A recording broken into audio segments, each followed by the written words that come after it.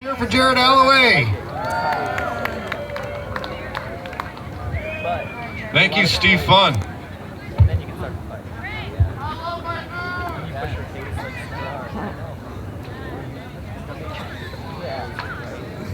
Why am I being a political activist if it's not making me rich? Wouldn't it be great if all political activists thought like this? I've tried to be an activist in a variety of ways, including adopting a vegetarian vegan diet, pulling a gasoline internal combustion engine out of a pickup truck and replacing it with an electric motor powered by rechargeable batteries, attending rallies of activists promoting single-payer healthcare, meeting in high-traffic areas like outside of a stadium before a concert or baseball game starts, while gathering signatures on petitions. And I've also made t-shirts. I made t-shirts that talked about how single-payer healthcare should be one of many options considered when we are reforming the American healthcare system.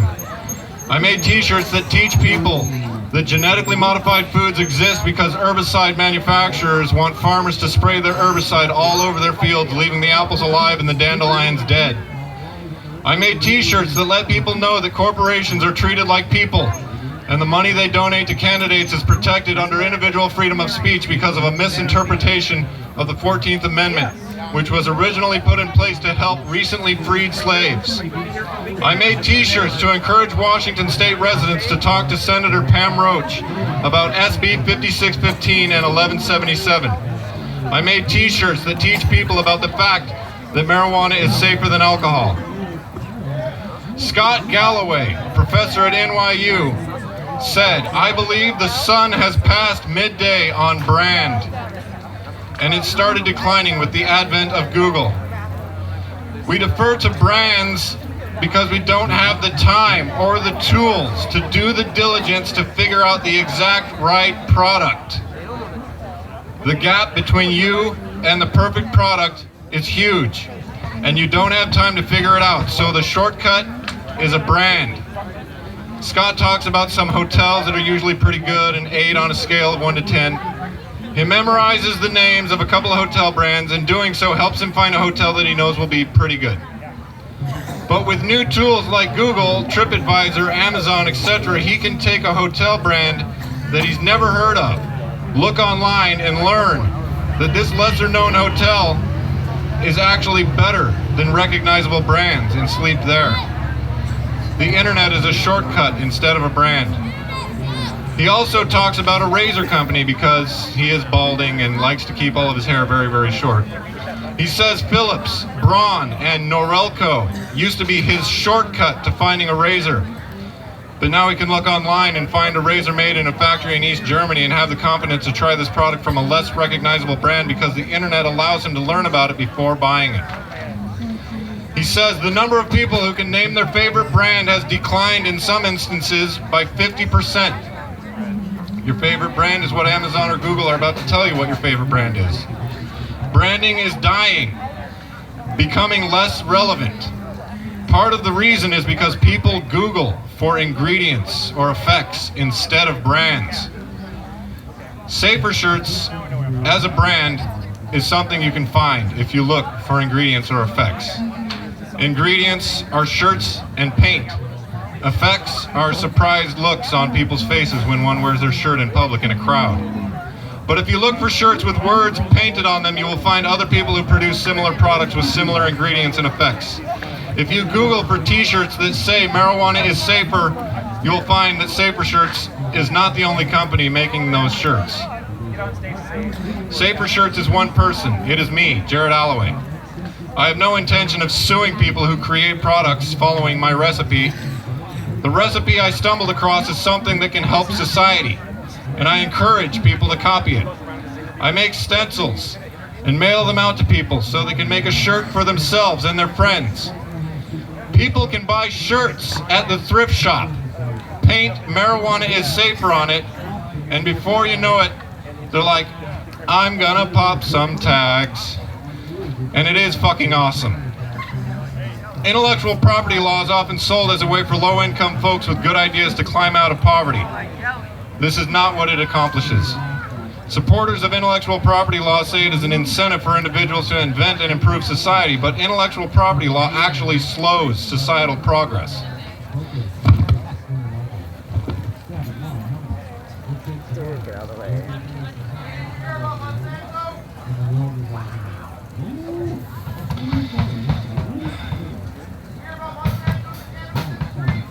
If someone has a good idea that is going to help people and they punish copycats, that doesn't make any sense. If one person discovers that humans can do something to improve their lives, they should teach everyone how to do that thing. I'm not the only person who believes we should eliminate intellectual property law. Michelle Boldrin and David Levine, professors at Washington University in St. Louis, argue that any patent system, no matter how well conceived, is bound to devolve into the kind of quagmire we're dealing with today. Here's what they said. A closer look at the historical and international evidence suggests that while weak patent systems may mildly increase innovation with limited side effects, strong patent systems retard innovation with many negative side effects.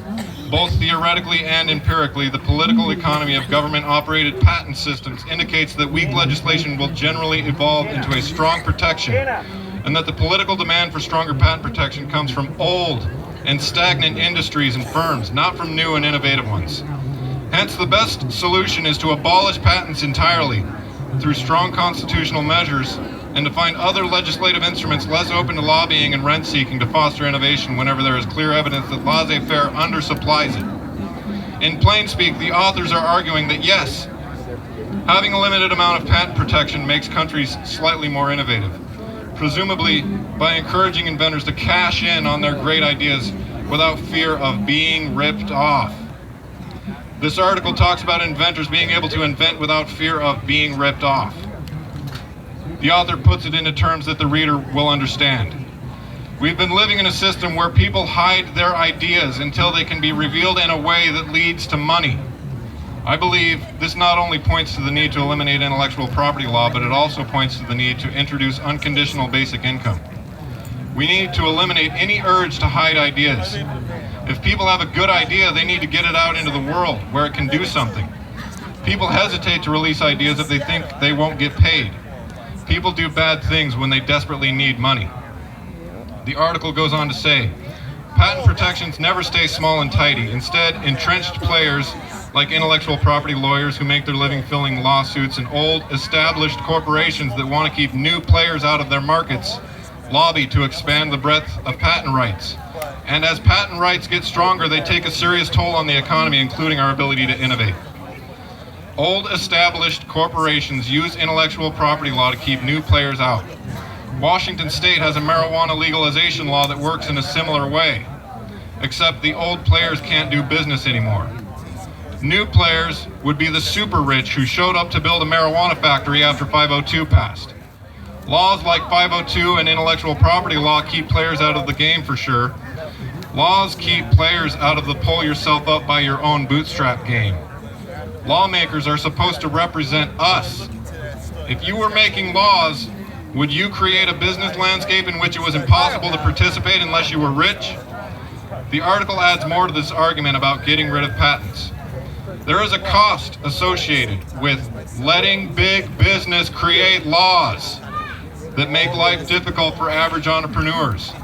We can see that cost today as tech companies like Google spend billions on defensive patents, which are essentially useless, other than a protection against lawsuits. We see it whenever a cool startup firm is forced to license a bogus patent from a litigious troll. And we see it in the untold dollars spent on legal fees and unnecessary patent filings for ludicrously broad or impractical ideas. The author's extreme case in point. Somebody out there actually patented a method for moving information through the fifth dimension, as in faster than the speed of light. Whoever developed the patent for moving information through the fifth dimension must have been high. If anyone ever does develop a tool that will allow for the transmission through the fifth dimension, I would hope that would be open source technology. It seems like a recipe that people all over the world could follow and improve the lives of their neighbors. We have created a situation in which people actually put a patent on a thing that they may not even be able to build themselves yet. People are putting a patent on things that they anticipate someone else might make in the future. And when the person in the future makes it, they'll be waiting with patent in hand, ready to sue them and collect cash. What do we get from all this? Precious little, the paper argues. They find virtually no statistical evidence that rising patent applications actually make our economy more productive. Eliminating patents altogether, Boldrin and Levine say, would also have fewer negative consequences than most of us assume. Most industries, they argue, only resort to patent litigation once their pace of innovation has slowed. As long as they still cranked out new popular products, companies like Apple would continue to profit by being the first to market, which often confers a long-term advantage. I was the first person to make a t-shirt that said marijuana is safer than alcohol. The first person to come close to this before me wrote it on the cover of a book. The title was "Marijuana is Safer, so Why Are We Driving People to Drink?" Being the first person to make this shirt has given me a long-term advantage in a number of ways. First, a lot of the people who copy me actually point back to me. People say things, "I may have had a bunch of Safer shirts printed, but I got the idea from Jared Allaway at Safer Shirts." Being the first in the age of the internet also allows me to grab certain pieces of virtual real estate before anyone else. I understand that I am extremely lucky to some extent because I was born and raised during a time when the internet was coming into fruition. Like settlers claiming ownership of land as they moved from the colonies on the east coast of the United States toward the west, people now are scooping up addresses on the internet. Facebook, Twitter, and Instagram are pretty popular. Type in the @ symbol followed by Safer Shirts on any of those three and you will see Jared Allaway scooped up that piece of property first. Type safershirts.org or safershirts.com into a web browser and they will both take you to the same place, a piece of virtual property owned by Jared Allaway. I would like to be a steward of this land. The article goes on to say, the poster child for strong patent protection is usually the pharmaceutical industry, as drugs are easily copied and can cost upwards of $1 billion to develop. Here, Boldrin and Levine admit that the government would likely need to step in, but rather than giving companies a legal monopoly over their formulas, the authors suggest we should modify the drug approval process to let makers start recouping their costs faster. They would set up a prize system to reward companies that invent the new medicines we need. There is a saying that goes, good artists borrow, great artists steal. I like it because artists who are considered great are plagiarized and got away with it. Some of the greatest music of our time comes from plagiarism. A song you may be familiar with goes like this. I come from the land down under. It was created when the band Men at Work stole that idea from an old song. Kookaburra sits in the old gum tree.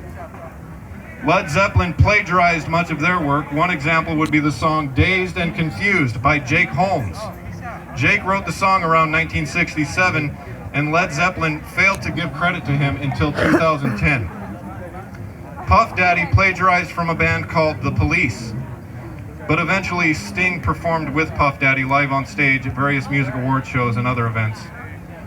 Dr. Dre, when he was a member of the group NWA, plagiarized from Gregory Sylvester Coleman by using the drum beat from a song called Amen Brother, performed by the 1960s funk and soul outfit, the Winstons. Around the time of the birth of hip-hop, a new term was created, the break, which basically means plagiarizing. It involved taking a section from a song recorded on a vinyl record and replaying it over and over again to make a section longer, so people at a party could dance longer. This led to the creation of the term breakdancing. Eventually, people would extend sections of songs from records while their friends used a microphone to add new vocals. People love it when we act like intellectual property law doesn't exist in music and other art forms. Plagiarism is also used on various business ideas. Many people push business ideas and act like they came up with it on their own when they actually were not the first person to think of it. I don't know if these businesses realized they were not the first person. If the business person did not know the idea existed before they put it forward as their own, that is an accident. If the business person did know that the idea existed before they put it forward as their own, that is bad. I believe in the honor system and giving credit where credit is due. I just don't believe police, courts, and judges should be involved when people fail to give credit where it's due. We have new possibilities for keeping each other accountable with the internet. We can prove who came up with an idea first. We can prove that some people failed to give credit to the origin of the idea. I like to try to find the origin of an idea and support them. I'm not alone in this. The artist who created the drum beat used by Dr. Dre from NWA started an online fundraiser and many people contributed. I think this is a great indicator that an honor system is possible and intellectual property law is not necessary. A lot of business people had the idea to grow and sell marijuana before 502 passed. This was a big risk when it was illegal, but people did it anyway because they saw the way marijuana could help people with various diseases and conditions. Some people broke the law, grew marijuana, and sold it because they knew it was a great way to make money. Most importantly, these people broke the law, grew marijuana, and sold it because they knew marijuana was safer than alcohol. While some people might think that marijuana growers are evil because they're creating something that is bad, those people are wrong. People who grew and sold marijuana when it was illegal were providing folks with a safer recreational alternative to alcohol. Folks who wanted to make the safer choice to use marijuana instead of alcohol had to get it somewhere. That somewhere was the underground market before 502. A lot of people said that medical marijuana patients were faking it. This is a horrible thing to say. Many people benefited from the use of medical cannabis because they actually had an illness and it actually worked. The number of peer-reviewed studies is large and growing as testament to the fact that marijuana works to relieve symptoms and in some cases actually cure disease. Some folks who acquired a medical marijuana authorization and as a means of accessing cannabis at any one of many medical marijuana access points in Washington were good people. Even if their health situation was not particularly bad. Even if a person had no condition, even if a person had no disease, a person seeking a medical marijuana authorization was trying to make marijuana less of a crime for their self. Even if a person lied to get a medical marijuana authorization, one must consider the degree to which police would hurt them when they were caught using marijuana without it. Police often hurt marijuana users even if the marijuana user had an authorization, but at least with an authorization the chances that police would hurt you were diminished. Police used to ruin people's lives when they caught them using marijuana. Having an authorization created a situation in which, when caught, the degree to which marijuana users' lives would be ruined was less severe. People who lied to get an authorization were trying to get a little protection from police who wanted to hurt them for making the safer choice to use marijuana. Police wanted to steer people away from marijuana and toward alcohol. So folks who know how safe marijuana is were, in a sense, being forced by police to lie if they wanted to be safe. Now that 502 has passed, we see a lot of people using words like pioneer and first, when this is simply not true. The real pioneers, the people who really did it first, were the people who grew and sold marijuana when it was illegal. The people who really did it first were growing marijuana in a room with a medical marijuana authorization hanging on the wall. The people who really did it first would take their harvest to the farmer's market, pull aromatic flower buds from mason jars using chopsticks at customer request. The people who really did it first did it way before the folks involved in 502 businesses did it, and if an honor system is possible, credit will be given where credit is due.